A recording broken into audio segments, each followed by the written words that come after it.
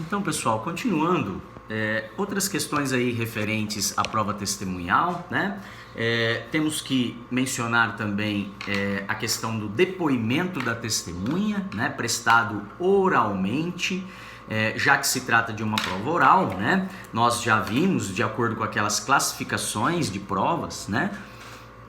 A prova oral é aquela que é colhida na presença do juiz, né, através de indagações apresentadas oralmente, né, e através das respostas também, né, oralmente apresentadas pela testemunha, é que essa prova é produzida, tá? Então, não há possibilidade da testemunha levar o seu depoimento pronto, já por escrito, digitado, né?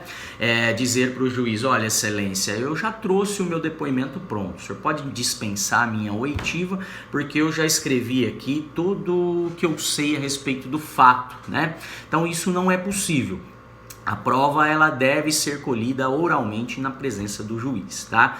O que é permitido à testemunha é levar alguns apontamentos, algumas anotações, né? Mais para orientar o seu depoimento, para que ela não se esqueça de mencionar algum fato que ela entende importante, tá?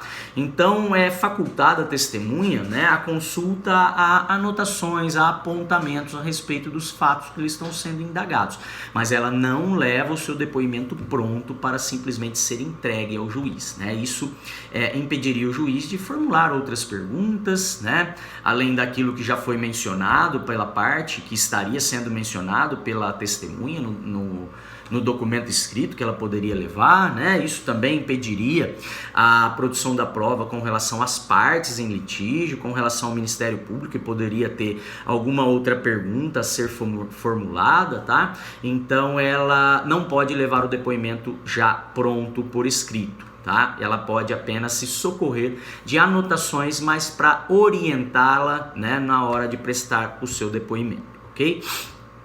Uma outra questão relacionada ao depoimento da testemunha é de que ela não deve emitir opiniões pessoais a respeito dos fatos que lhe estão sendo perguntados, exceto se lhe for perguntada a sua opinião.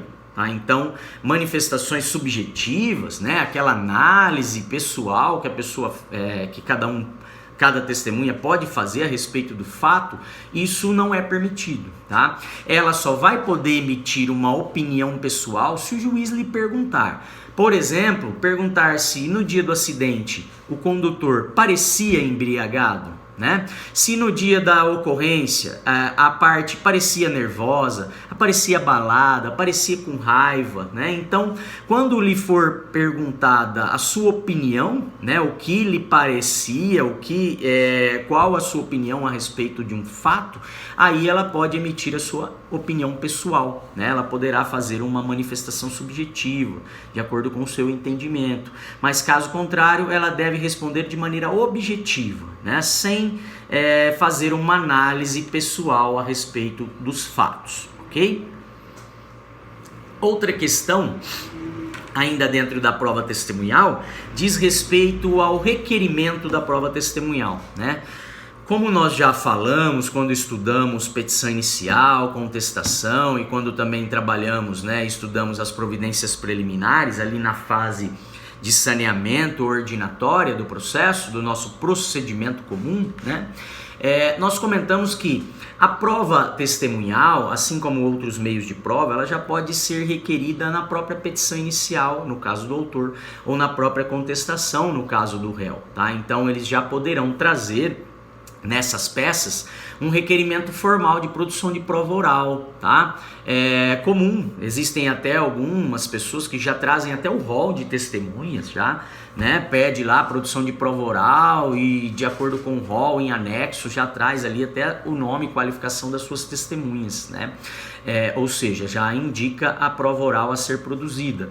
Mas é muito comum nas petições iniciais e nas contestações fazer apenas um requerimento de provas genérico, né, um protesto genérico de provas, né, requerendo lá produção de todos os meios de prova permitidos em direito, né, todos os meios legais e moralmente legítimos, né, a fim de comprovar o direito alegado, os fatos alegados no processo, tá?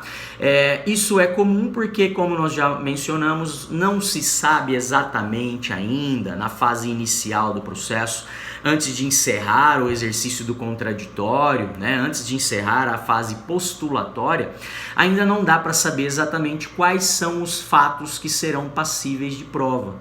Quais serão os fatos controvertidos que necessitarão de produção de prova, tá? Porque alguns dos fatos alegados pelo autor poderia o réu reconhecer a verdade deles, confessar, né, a veracidade de um fato, e isso torna dispensável a produção de prova testemunhal com relação àquele fato incontroverso, tá? Então, é só após encerrado o contraditório que as partes vão ter condição de saber exatamente quais são os pontos de controvérsia e sobre os quais, então, poderia apresentar uma prova testemunhal, né, a fim de comprovar estes pontos controvertidos, certo?